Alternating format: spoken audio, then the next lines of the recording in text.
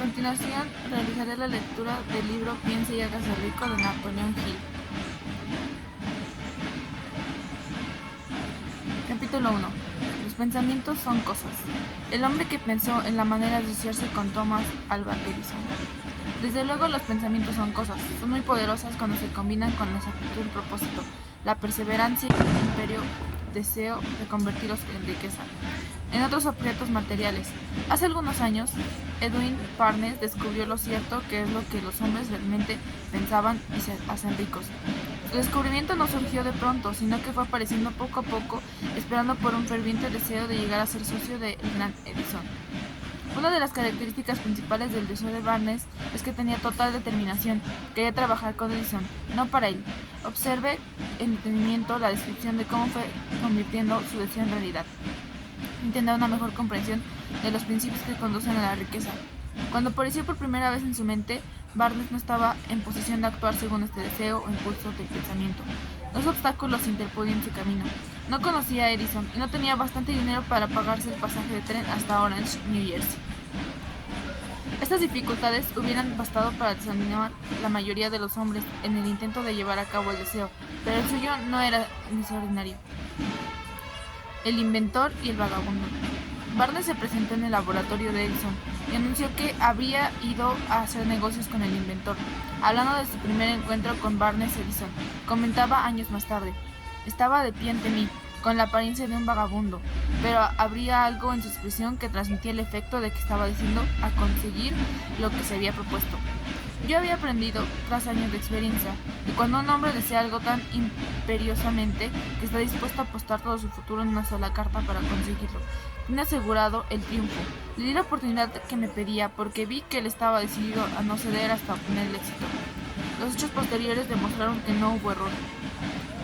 No podía haber sido el aspecto del joven que le proporcionara comienzo en la oficina de Edison, ya que aquello estaba definitivamente en su contra.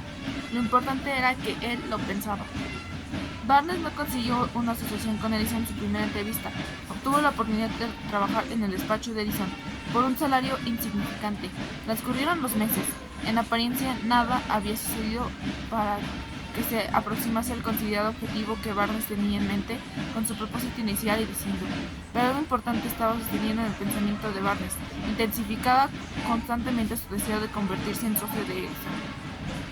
Los psicólogos han afirmado que todo es cierto cuando uno está realmente preparado para algo, aparece. Barnes se hallaba listo para asociarse con Edison. Además, estaba decidido a seguir hasta conseguir lo que buscaba. No se decía a sí mismo: oh bueno, ¿para qué insistir? Supongo que acabaré para acabar mi idea y probaré un trabajo verdadero. En vez de eso, se decía: he venido aquí para asociarme con Edison, y eso es lo que haré, aunque me lleve el resto de la vida. Estaba convencido de ello. ¿Qué historia tan diferente contarían los hombres si adoptaran un propósito definido y mantuvieran ese propósito hasta que el tiempo lo convirtiese en una obsesión obstinada? Quizás el joven Barnes no lo supiera en aquel entonces, pero su determinación inconmovible, su perseverancia en mantenerse firme en su único deseo, estaba destinada a acabar con todos los obstáculos y a darle la oportunidad que buscaba. Los astutos disfraces de la oportunidad. Cuando la oportunidad surgió, apareció con una forma diferente y desde una dirección distinta de lo que Barnes había esperado.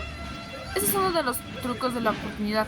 Tiene el curioso hábito de aparecer por la puerta de atrás y a menudo viene disimulada con la forma de infortunio o lo que la frustración temporal. Tal vez por eso hay gente que no consigue reconocerla.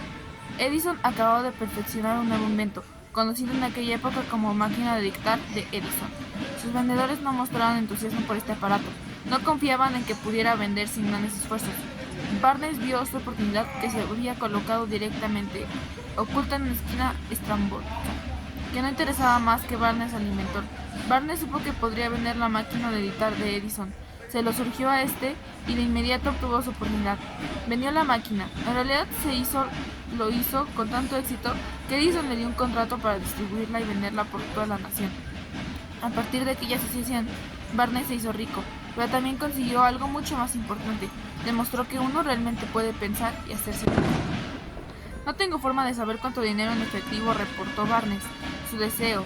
Tal vez fueran 2 o 3 millones de dólares, pero la cantidad cualquiera que sea se torna insignificante cuando se le compara con una posición que adquirió en forma de conocimiento definido que un impulso intangible se puede transmutar en ganancias materiales mediante la aplicación de principios conocidos. Barnes literalmente se pensó en sí mismo en una sociedad con la gran Edison. Se pensó dueño de una fortuna. No tenía nada con que empezar, excepto la capacidad de saber lo que deseaba y la determinación de mantenerse fiel a ese deseo que había realizado.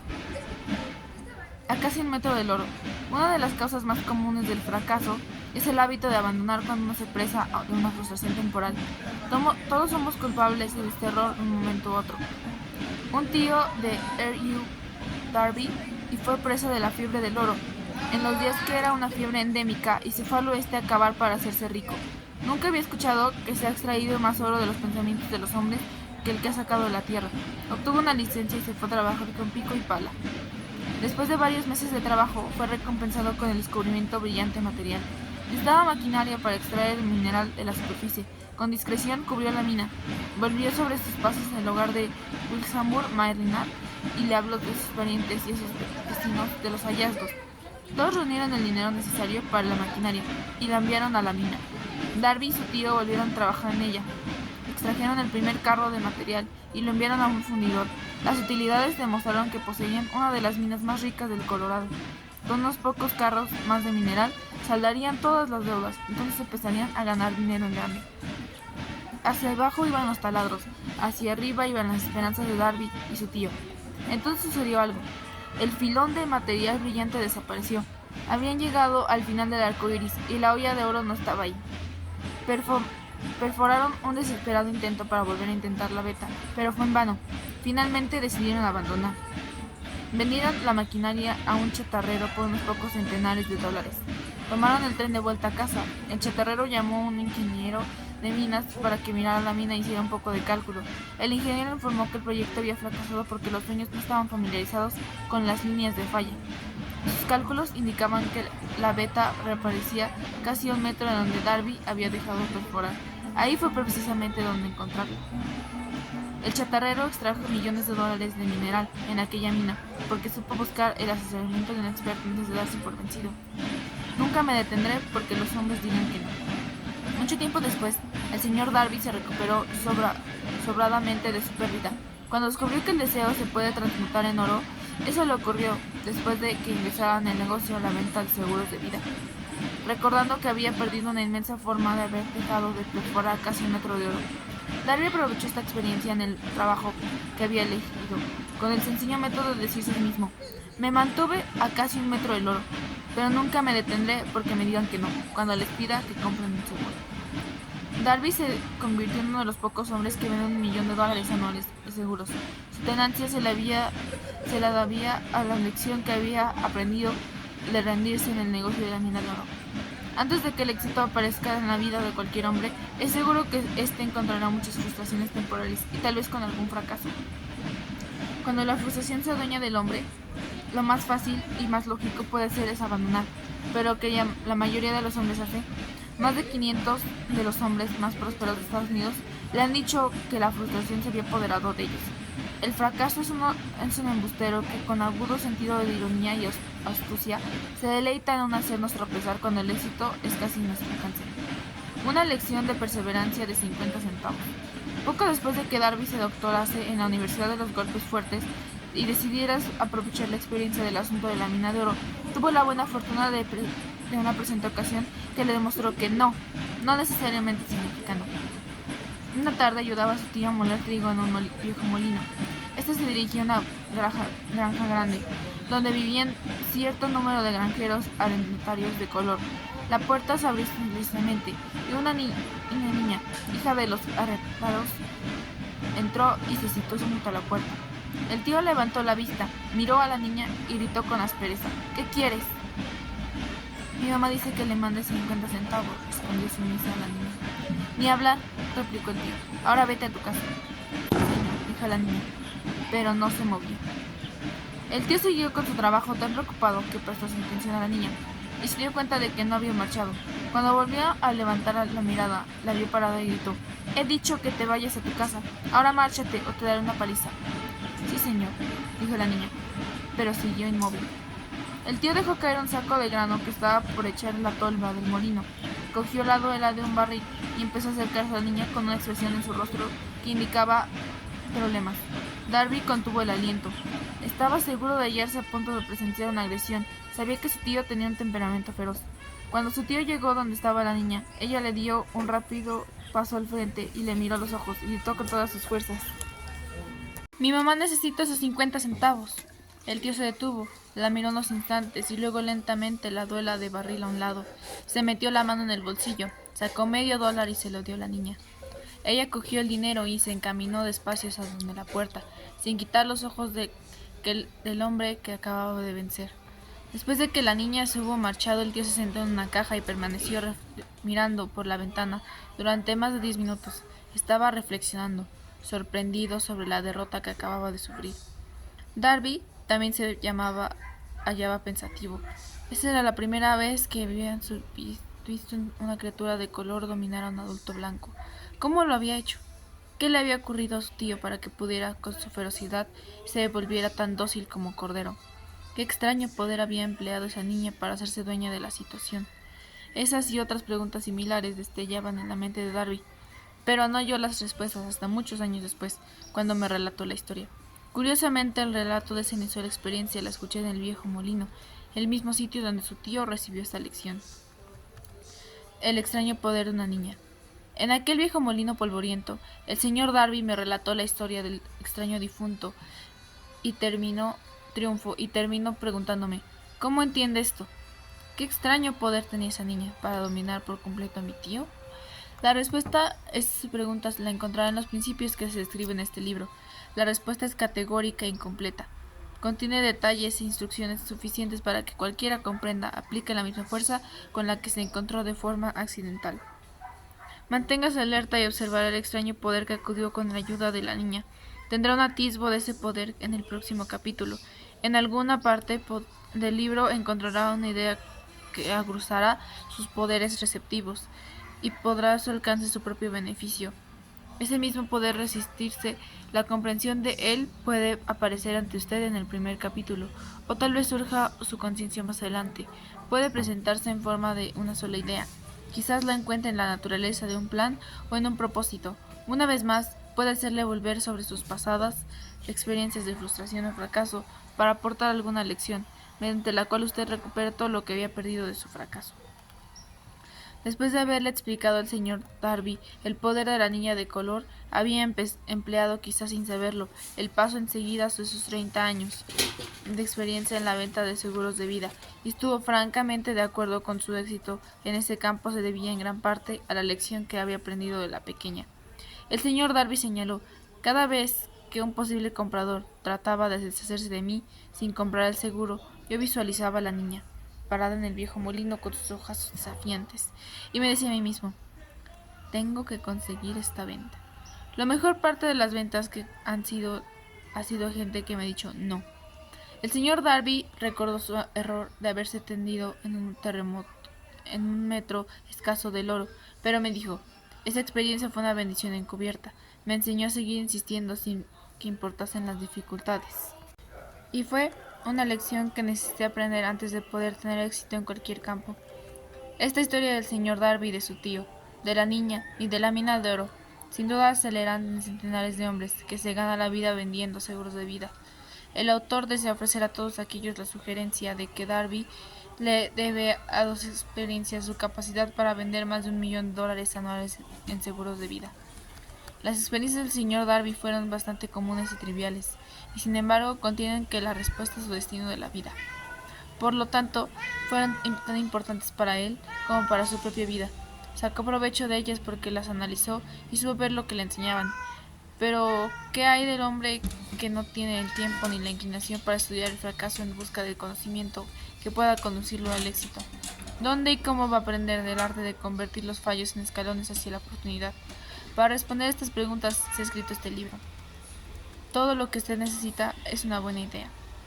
La respuesta se expone en una descripción de 13 principios. Pero recuerde a medida que vaya leyendo que la respuesta que quizás usted está buscando a las preguntas que se le han hecho reflexionar de los misterios de su vida, puede encontrarlas en su propia mente, a través de alguna idea, plano o propósito que tal vez surja en su mente durante la lectura. Una buena idea es todo lo que necesita para alcanzar el éxito. Los principios descritos en este libro contienen medios y maneras de crear ideas útiles. Antes de seguir adelante con nuestro enfoque para describir esos principios, creemos que merece la pena recibir esta importante sugerencia. Cuando las riquezas empiezan a aparecer, lo hacen con tanta rapidez y en tanta abundancia, que uno se pregunta dónde habían estado escondidas durante todos estos años de necesidad. Esa es la afirmación que sorprende, y tanto si tenemos en cuenta la creencia popular de que la riqueza premia solo a quienes trabajan duro durante mucho tiempo. Cuando usted comience a pensar y hacerse rico, observará que la riqueza empieza a partir del estado mental y que un propósito definido con un poco trabajo duro o sin ninguno, usted y cualquier otra persona pueden estar interesados en saber cómo adquirir ese estado mental que traerá la riqueza. He estado 25 años investigando, porque también yo quería saber cómo los ricos llegan a ser ricos. Observé con mucha atención, tan pronto como dominé los principios de esta manera de pensar y empecé a seguir las instrucciones para aplicar sus principios, que su nivel económico empezará a crecer y que todo lo que usted se toque comenzará a transmutarse en haberes de su propio beneficio. ¿Imposible? De ninguna manera. Una de las mayores debilidades de la especie humana es la típica familiaridad del hombre con la palabra imposible. Él conoce todas las reglas que no dan resultado, sabe todas las cosas que no pueden hacer. Este libro se escribió para quienes buscan las reglas que han hecho de otros, personas de aprovecho y están dispuestas a jugárselo todo. Con esas reglas, el éxito llega a todos aquellos que ocupan ser exitosos. El fracaso llega a todos aquellos que con indiferencia se permiten a sí mismos fracasar. El propósito de este libro es ayudar al todo que quiera aprender el arte de transformar el enfoque de sus mentes, del fracaso al éxito. Otra debilidad que se encuentra en conjunto de demasiadas personas es el hábito de medirlo todo y a todos, por sus propias impresiones y creencias. Quienes lean esto creerán que jamás podré pensar y hacerse ricos, porque sus hábitos de pensamiento que se han empantado en la pobreza, el deseo, la miseria, los errores y el fracaso. Esas personas desafortunadamente me recuerdan a un chico distinguido que fue a Estados Unidos a recibir una educación americana. Acudí a la Universidad de Chicago. Un día el presidente Harper se encontró con ese joven oriental en el campus. Se detuvo a charlar con él unos minutos y le preguntó qué le había impresionado como característica más notable del pueblo estadounidense. Bueno, replicó el estudiante, la extraña forma de sus ojos. Tienen ojos rarísimos. ¿Qué decimos nosotros de los chinos? Nos negamos a creer que no entendemos. Pensamos tontamente que nuestras propias limitaciones son el patrón adecuado de las limitaciones. Por supuesto, los ojos de los demás son rarísimos porque no son iguales a los nuestros. El imposible motor de Ford. Cuando Henry Ford decidió fabricar el famoso motor V8, quiso conseguir un motor con los de 8 cilindros alojados con un solo toque, y dio instrucciones a sus ingenieros para que produjeran un prototipo del motor. El proyecto estaba ya colocado sobre el papel, pero los ingenieros acordaron que era, desde todo el punto de vista, imposible embutir 8 cilindros en un motor de un solo bloque. Produzcanlo de todas maneras. Pero es imposible. Adelante, ordenó Ford, y no dejen de trabajar hasta que haberlo conseguido, no importa cuánto tiempo haga falta. Los ingenieros pusieron manos a la obra. No tenían otra opción si querían seguir formando parte del equipo de Ford. 6 meses transcurrieron sin que obtuvieran resultados. Pasaron otros 6 meses y todavía no había para llevar a cabo el proyecto. Pero aquello parecía cuestionable, imposible. Al cabo de un año, Ford se reunió con los ingenieros, que volvieron a informarle que no habrían hallado manera de cumplir sus órdenes. Sigan con el trabajo, dijo Ford. Quiero ese motor y lo tendré. Continuaron haciendo pruebas y entonces, como que por arte de magia, el secreto quedó desvelado. La determinación de Ford había ganado una vez a más. Quizás esta historia no esté descrita con precisión de detalles, pero las circunstancias y los resultados son los correctos. Deduzca de ella. Usted no desea pensar y hacerse rico. El secreto de los millonarios de Ford sí puede. No tendrá que Continuaron haciendo pruebas, y entonces, como por arte de magia, el secreto quedó desvelado. La determinación de Ford había ganado una vez más. Quizás esta historia no esté descrita con precisión de detalles, pero las circunstancias y el resultado son los correctos. Deduzca de ella. Usted sí que desea pensar y hacerse rico. El secreto de los millones de Ford sí se puede. No tendrá que buscar muy lejos. Henry Ford tuvo éxito porque comprendió y aplicó los principios del éxito. Uno de ellos fue el deseo, saber qué es lo que uno quiere. Recuerda esa historia de Ford mientras lee y señale las líneas en que se describe el secreto extraordinario progreso. Si puede hacer esto, si usted es capaz de poner el dedo en el particular grupo de principios que hicieron rico a Henry Ford, usted puede igualar sus logros en casi cualquier oficio para el que esté preparado. Porque usted es el dueño de su destino. Cuando Henley escribió sus proféticas palabras, soy el dueño de mi destino, soy el capitán de mi alma, debería habernos informado de que nosotros somos los dueños de nuestro destino, los capitanes de nuestra alma. ¿Por qué? Tenemos el poder de controlar nuestros pensamientos. Debería habernos dicho que nuestro cerebro se magnetiza con los pensamientos dominantes que llevamos en la mente y que por mecanismos que nadie conoce bien, estos imanes se atraen hacia nosotros, las fuerzas, las personas, las circunstancias, la vida, que armonizan con la naturaleza de nuestros pensamientos dominantes.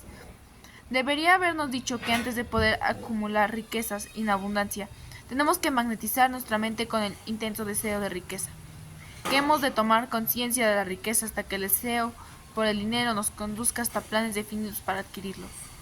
Pero al ser poeta y no un filósofo, Henley se contentó por afirmar una gran verdad poética, dejando que sus lectores interpretaran el significado filosófico de sus líneas. Poco a poco, la verdad ha sido desvelándose, hasta que ahora parece cierto en los principios descritos de este libro. Contiene el secreto del dominio sobre nuestro destino económico. Principios que pueden cambiar su destino. Ahora estamos preparados para cambiar el primero de estos principios. Mantenga una actitud apertura mental y recuerde que a medida que vaya leyendo, no son una invención de nadie, son los principios que han funcionado con muchos hombres. Usted puede ponerlos a trabajar para su propio beneficio permanente. Verá qué fácil es. Hace algunos años pronuncié el discurso de la entrega de diplomas en el Salem College en Salem, Virginia Occidental. Acentué el principio descrito con el próximo capítulo con tal intensidad que uno de los miembros de la clase se obtendría un diploma, se lo apropió y lo convirtió en parte de su forma de ver la vida. Ese joven llegó a ser miembro del Congreso y un personaje importante de la administración de Franklin D. Roosevelt. Me escribió una carta en la que presenta con tanta claridad su opinión sobre el principio que tratemos en el próximo capítulo, que he decidido publicarla como introducción a dicho capítulo. Le dará una idea a usted de los beneficios que le esperan. Estimado Napoleón, dado que mi servicio como miembro del Congreso ha proporcionado cierta comprensión de los problemas de los hombres y mujeres, le escribo para ofrecerle una sugerencia que puede ser útil a millares de personas. En 1922, usted pronunció un discurso en la entrega de diplomas de Salem College, cuando yo era un miembro de la clase que los recibía. En aquel discurso, usted implantó en mi mente una idea que debo oportunidad, que ahora tengo que servir a la gente de mi estado y que sea responsable en gran medida a cualquier éxito que yo pueda alcanzar en el futuro. Recuerdo que si hubiera sido ayer, la maravillosa descripción que usted hizo el método por el que Henry Ford, con pocos estudios, sin $1, sin amigos influyentes, llegó tan alto. Entonces resolví, incluso antes de que usted hubiera acabado su discurso, que me haría un lugar en la vida, que sin importar cuántas dificultades pudiera afrontar. Millares de jóvenes terminarán sus estudios universitarios este año, y los años venideros, cada uno de ellos estará buscando un mensaje tan alentador como el que yo recibí de usted. Querrán saber a dónde acudir, qué hacer y cómo empezarla en la vida. Usted puede decírselo porque ha ayudado a resolver los problemas de mucha gente. En Estados Unidos, en la actualidad, miles de jóvenes que quisieran saber cómo convertir sus ideas sin dinero. Gente que debe empezar desde abajo, sin dinero, armonizar sus pérdidas. Si alguien puede ayudarles, es usted. Si publica un libro, me gustaría tener el primer ejemplar que salga de la imprenta, autografiado por usted. Con mis mejores deseos, créame, cordialmente suyo. Heinrich Radloff. 35 años después de haber leído aquel discurso, fue un placer para mí regresar a Sam College en 1955 para hacer el discurso de la entrega de diplomas. En aquel entonces recibí el título de doctorado honorario de la lectura de Salem College. Desde aquella ocasión, de 1922, he visto prosperar a Jennings Radloff hasta llegar a ser ejecutivo de una de las más importantes líneas aéreas de la nación, un orador muy inspirado y senador de Estados Unidos por Virginia Occidental.